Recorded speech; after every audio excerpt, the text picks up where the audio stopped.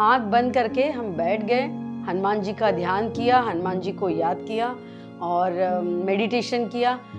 ऐसा चमत्कार हुआ कि हमारे जज ने जो फैसला दिया वो हमारे फेवर में आया, जो कि हमने सोचा नहीं था।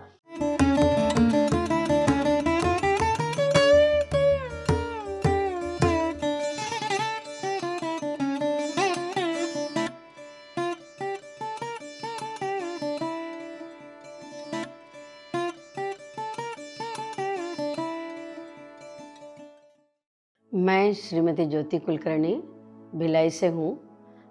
मैं और मेरे हस्बैंड करीब 20-22 साल पहले से क्रिया योग की दीक्षा लेकर ध्यान से जुड़े थे। लेकिन जॉब, घर की सिचुएशन और हेक्टिक शेड्यूल, बच्चों की पढ़ाई, ये सब चलते मैं ज़्यादा ध्यान नहीं करती थी। लेकिन मेरे हस्बैंड मेडिटेशन से जुड़े थे, क्रिया योग की वो प्रैक्टिस करते थे। मैं ज़्यादा इन्वॉल्व नहीं होती थी उसमें। लेकिन जैसे ही अपनी शुरुआत आज मैं कोविड काल से कर रही हूँ। जैसे ही 2020 में कोविड काल लॉकडाउन लगा, हम लोगों को वर्क फ्रॉम होम करना पड़ा। हमेशा ऑनलाइन रहना था, तो घर से बाहर नहीं निकल सकते थे। तो हम लोग तो घर में ही रहते थे और पूरे टाइम ऑनलाइन बिज़ी रहते थे। मैं और मेरे बच्चे दोनों जॉब करते हैं, बिज़ी रहते थे और मेरे हस्बैंड भी कहीं ड्यूटी के बाद जा नहीं पाते थे। तो वो भी अपना क्या करेंगे, तो पूरे टाइम मोबाइल में यूट्यूब में मेडिटेशन के वीडियोस देखते रहते थे। तो मैंने एक दो बार पूछा क्या करते हो, तो बोले मेडिटेशन के वीडियोस देखता हूँ। एक बहुत अच्छा म्यूज़िक और मेडिटेशन के वीडियोस मिले हैं पत्री जी के, और वो पिरामिड मेडिटेशन सोसाइटी के हैं। तो तुम भी देखो, तुम्हें भी बहुत अच्छा लगेगा। तो मैं हस्बैंड से बात करते हुए एक दो बार मैंने भी वो वीडियोस देखे और मैंने कहा हाँ, ये तो अच्छा है। तो इन्होंने बच्चों से भी शेयर किए, बच्चे भी देखते थे। फिर हम लोग ने उसमें प्रोसीजर सीख के थोड़ा बहुत मेडिटेशन करना स्टार्ट कर दिया घर में। फिर भी नौकरी और काम के चलते मैं ज़्यादा इन्वॉल्व नहीं हुई थी उसमें। एक बार श्रेयांश डागा जी के ब्रीथ वर्क वीडियोस मिले, तो मेरी बेटियों ने ब्रीथ वर्क करना स्टार्ट किया और मुझे बोले मम्मी आप भी करो, बहुत एनर्जी मिलती है। तो एक दो बार मैंने भी उनके साथ किया तो मुझे अच्छा लगा। फिर अक्टूबर 2021 की बात है। इन्होंने मुझे कहा कि भिलाई में भी सुवर्णा मैडम और ये काफ़ी बड़ा ग्रुप है जो पिरामिड मेडिटेशन से जुड़ा हुआ है। मैं मिल के आया हूँ और अमरकंटक में पत्री जी आ रहे हैं और एक शिविर का आयोजन हो रहा है, क्या तुम चलोगी? अपनी छुट्टी वगैरह देख के मुझे बताओ। तो उस समय मेरा दशहरे का टाइम था और 10 दिन की छुट्टी थी, तो मैंने हामी भर दी और मैं भी इनके साथ अमरकंटक चली गई। अमरकंटक जाने के बाद मुझे ग्रुप के साथ बहुत अच्छा लगा और वहाँ जाने के बाद जब पत्री जी के शिविर में मैंने पत्री जी का शिविर अटेंड किया, तो मुझे बहुत ही अच्छी फीलिंग आई। और ग्रुप मेडिटेशन भी मैंने 3 दिन का वो शिविर था, 3 दिन ग्रुप मेडिटेशन किया और बहुत रिलैक्स महसूस हुआ। प्रोसीजर मैंने सीखा कि पीएमसी मेडिटेशन क्या है, उसको कैसे मेडिटेट करना है, और मेडिटेशन सीख के मैंने प्रोसीजर सीख लिया। घर आई, फिर मैंने थोड़ा सा मेडिटेशन 10 मिनट 15 मिनट करना स्टार्ट हुआ। उन्होंने कहा 1 मिनट मेडिटेशन करो, 2 मिनट मेडिटेशन कर सकते हो, कोई बंधन नहीं था उसमें, इसलिए मेरे लिए वो आसान हो गया मेडिटेशन करना। अब मेडिटेशन से तो मैं जुड़ चुकी थी, लेकिन अचानक मेरी ज़िंदगी में भूचाल आ गया और सितंबर 2022 16 सितंबर की डेट थी। रात को 12:45 बजे एक ऑर्डर अपलोड हुआ और दूसरे दिन सुबह जैसे ही मैं अपनी ड्यूटी पर गई, हमें वहाँ से रिलीव करके निकाल दिया। मैं सेंट्रल गवर्नमेंट एम्प्लॉई हूँ और गवर्नमेंट जॉब में ऐसा कभी कुछ होगा ये मैंने अपेक्षा नहीं की थी और ना कभी सोचा था। लेकिन जब बोलते हैं ना कि होनी रहती है वो होके रहती है। हमें कहा आप यहाँ से रिलीव हो चुके हैं, आप जाइए, बस्तर आपका ट्रांसफ़र हो गया है। और मुझे इतना शॉक लगा क्योंकि मैं 22 साल से जिस जगह काम कर रही थी, अचानक मुझे पता भी नहीं कि मैं सुबह स्कूल जाऊंगी और मुझे वहाँ से हटा दिया जाएगा। शॉक्ड हो गई, एकदम बीमार पड़ गई, डिप्रेशन में चली गई और 5-6 दिन में मैं थोड़ी सी नॉर्मल हुई और उठी। फिर हमने ज्वाइन नहीं किया वहाँ, उन्होंने रिलीव ज़रूर किया लेकिन हम जाके ज्वाइन नहीं किए। हमारे साथ के जो ये मतलब टारगेटेड और मैनेज्ड प्रोसीजर था जिसके तहत हमको बस्तर इंटीरियर में भेजा गया था और हम लोग बहुत परेशान थे। कैसे जाएंगे, यहाँ से जाना भी बहुत मुश्किल था। फैमिली थी, बच्चे थे, 85 इयर्स ओल्ड मम्मी थी, उनको जो मेरे भरोसे यहाँ आई हुई थी, उनको छोड़ के जाना बड़ा मुश्किल था। ना तो मैं नौकरी छोड़ सकती थी और ना ही वहाँ जाके मैं ज्वाइन कर सकती थी। फिर हमें पता चला कि ये बहुत प्री प्लान्ड और टारगेटेड ट्रांसफ़र्स हुए हैं जो इलीगल तरीके से हमें फंसाया गया है इसमें। तो हम लोगों ने कोर्ट केस करने का सोचा। जब हम कोर्ट केस में गए, शुरू में तो हमें जॉइनिंग मिल गई, हम 3-4 बार रिजॉइंड हुए, 2-3 महीना काम करते थे, फिर एक फ़ैसला आ जाता था कोर्ट का और हमें रिलीव कर दिया जाता था। फिर हम लोग कोर्ट में जाते थे, फिर ज्वाइन करते थे। ऐसे 6 हियरिंग्स तक हुआ।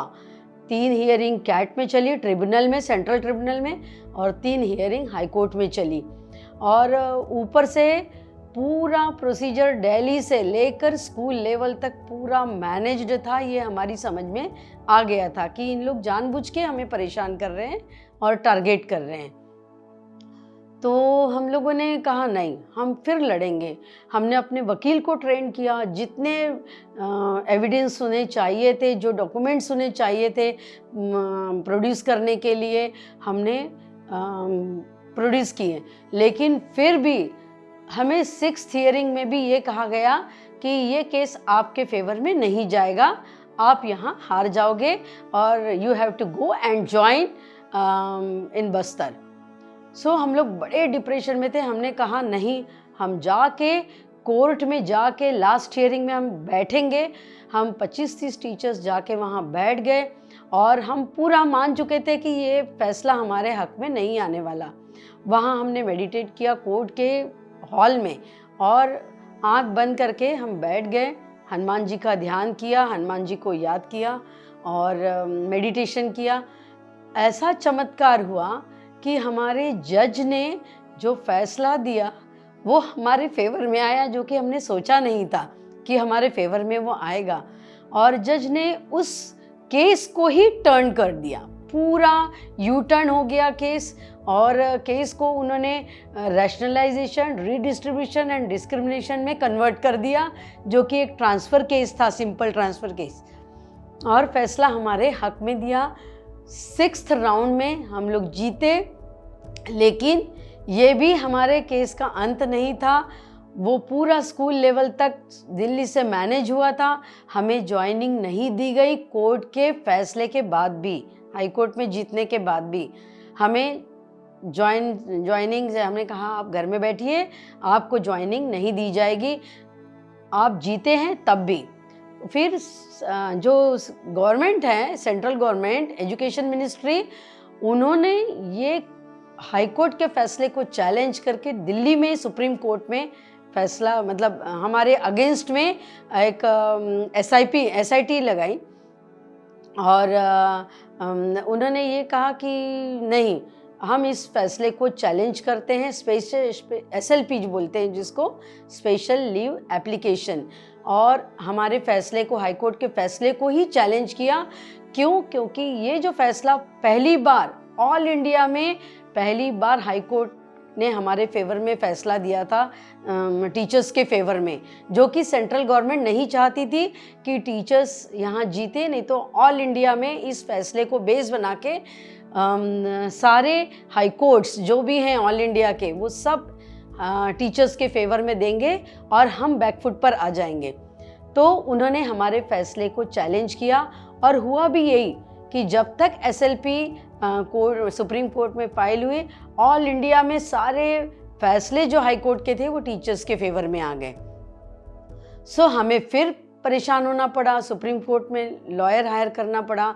हमने फिर चैलेंज किया और हमारा लॉयर इतने अच्छे थे कि उन्होंने गवर्नमेंट को बैकफुट पे ला दिया। गवर्नमेंट ने अपना फैसला बचाने के लिए उन्होंने अटॉर्नी जनरल को कोर्ट में खड़ा किया, जिसको जजेस को रिस्पेक्ट देना पड़ा। और जजेस भी कुछ फैसला नहीं दे पा रहे थे सुप्रीम कोर्ट में, और हम लोग भी परेशान थे। तो हम लोग सुप्रीम कोर्ट में भी जीत गए, और सुप्रीम कोर्ट में अटॉर्नी जनरल ने गवर्नमेंट को एक सलाह दी कि आप टीचर्स को उनके कन्वीनियंस के अकॉर्डिंग शिफ्ट कीजिए।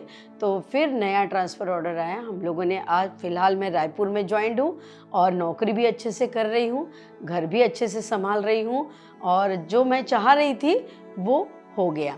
दूसरा, एक मेडिटेशन का एक्सपीरियंस मैं ये शेयर करना चाहूँगी कि अभी फ़िलहाल लेटेस्ट एक्सपीरियंस है। मेरे हस्बैंड ने कहा कि हम लोग पूरा ग्रुप भिलाई का हम लोग नेपाल यात्रा में जा रहे हैं, पशुपतिनाथ, बोध गया, ये सब घूमने जाएंगे।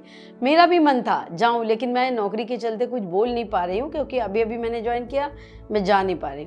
तो परसों क्या हुआ, रात में मैं जब सोई थी 4 बजे, तो 4 से 5 के बीच मुझे एक ऐसा लगा एस्ट्रल ट्रेवल किए जैसा, जैसे मैं जी रही हूँ उस चीज़ को। मैं पशुपतिनाथ के मंदिर में पहुँच गई हूँ, पुजारी जी से बात कर रही हूँ, पंडित जी से, और उन्हें बोल रही हूँ मैं धन्य हो गई, मैं पशुपतिनाथ जी के साक्षात दर्शन कर रही हूँ। और मैंने माथा टेका, दर्शन किए, और पंडित जी को बोला कि पंडित जी मैं ऐसे ऐसे प्रॉब्लम से गुज़र रही हूँ। तो पंडित जी बोले कि हाँ, आपका काम सब हो जाएगा, अब आप यहाँ पहुँच चुके हो, और आप मैंने घर बैठे ही पशुपतिनाथ जी के दर्शन कर लिए। एक एक्सपीरियंस और पिरामिड का मैं शेयर करना चाह रही हूँ। धमधा में सतीश जी ने एक पिरामिड बनवाया है। 1-2 बार वहाँ फंक्शंस अरेंज किए गए हैं। पिछली बार जब मैं वहाँ पिरामिड में गई, ग्रुप मेडिटेशन हुआ। ग्रुप मेडिटेशन में करते करते अचानक तेज हवा का झोंका आया, और मैं हनुमान जी की भक्ति कर रही हूँ, तो मुझे ऐसा महसूस हुआ एकदम गोल्डन कलर के हनुमान जी का विशालकाय रूप आया, और जैसे चारों तरफ अग्नि रूप में वो विशालकाय हनुमान जी गोल्डन कलर के आए और मुझ में समा गए, और मुझे इतना रिलैक्स और इतना हल्का महसूस हुआ कि उसके बाद मैंने कहा कि मैं तो ऐसा लग रहा था कि मैं दूसरी दुनिया में पहुंच गई हूं, और मेरा जितना भी स्ट्रेस था वो सब चला गया है, और मैं तब से आज तक अपने आप को रिलैक्स्ड और हेल्दी महसूस कर रही हूँ। ये मेरे मेडिटेशन के एक्सपीरियंस थे।